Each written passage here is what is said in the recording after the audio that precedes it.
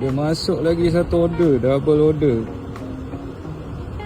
Kedai yang sama. Kedai yang sama ambil double order, aku tak tahu lah nak happy ke tak. Sebab harga makin murah tau kalau dapat kedai sama. Dengar macam sedap ambil kat kedai sama siap, tapi harga dia makin murah.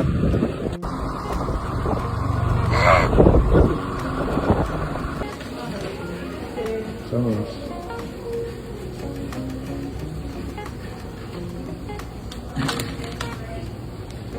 Okay.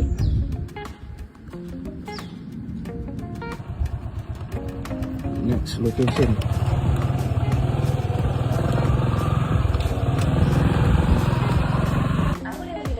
Okay. Okay. Okay.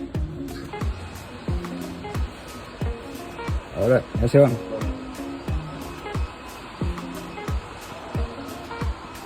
Baik kat tempat bowling. Order tadi double order hantar RM7.64. Okey lah, RM7 lebih.